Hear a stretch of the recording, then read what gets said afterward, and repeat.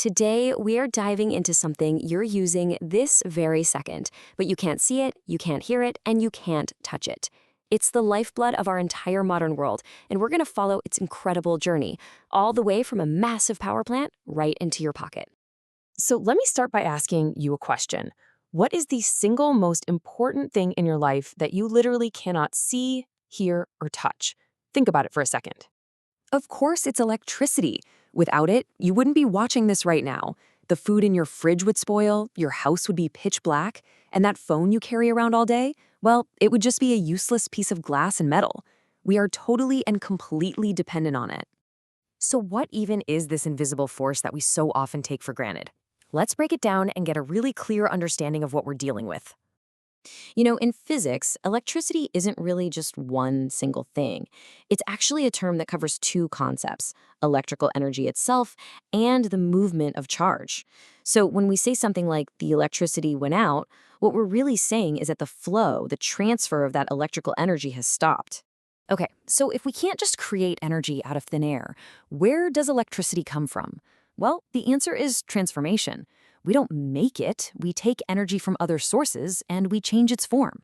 It's a fundamental law of physics. Energy can't be created or destroyed, it just gets converted.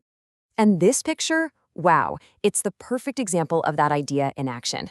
At a huge hydroelectric dam like this, the raw power of falling water, that's kinetic energy, is captured by turbines and transformed into the electrical energy that gets sent out to our homes. So really, it's a pretty straightforward three-step process. You start with some kind of source energy, falling water, the wind, or even the heat from a nuclear reaction. Then a power plant does the heavy lifting, the transformation. And finally, that brand new electrical energy is sent zipping out through transmission lines. Simple enough, right? All right, so we know what electricity is and basically where it comes from. But how do we measure it? How do we put a number on this invisible force? Well, the key concept here is power. Electrical power is just the rate, how fast, electrical energy is being used over a specific amount of time. And the unit we use to measure that is one you've probably heard of, the watt. Now, the formula looks a little technical. Power equals the change in energy divided by the change in time. But don't worry, it's actually super simple. Let's make it real with an example you've probably got in your hand right now. Let's actually figure out the power it takes to charge a cell phone. It's easy. We just need two numbers to plug into our formula. First up, we need the amount of energy being transferred. In our example, we'll say it's 740 joules. That's our delta E. And second, we need to know how long it takes to transfer that energy. Let's say 1 minute, which for our formula is 60 seconds, and that's our delta T. So all we do is plug those numbers right into our formula. Power equals 740 joules divided by 60 seconds. And boom, we get our answer, 12 watts. That's the power your phone charger is pulling from the wall. So how does that 12 watts compare to everything else you own? Now check this out, because this is where it gets kind of crazy. Look at the incredible range here. An old MP3 player, it sips less than half a watt. But a big plasma TV, that's 380 watts. And then an electric stove can pull up to a mind-blowing 10,000 watts. It really puts that little 12-watt phone charger into perspective, doesn't it? So it's clear we need a lot of power.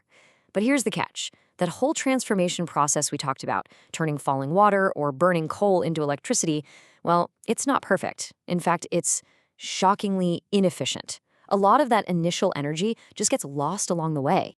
This table really tells the story. Hydroelectric power is the efficiency champion at a solid 85%. But just look at the others. A fossil fuel plant wastes more than half of its energy. A nuclear plant wastes almost 2/3.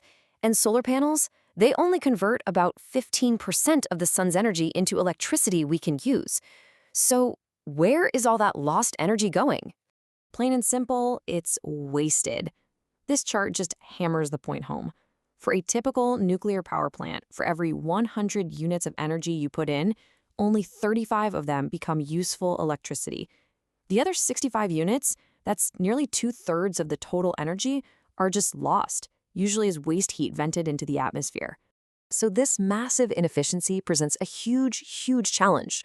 Our demand for energy is only going up, but our methods for making it are incredibly wasteful. So, what on earth do we do?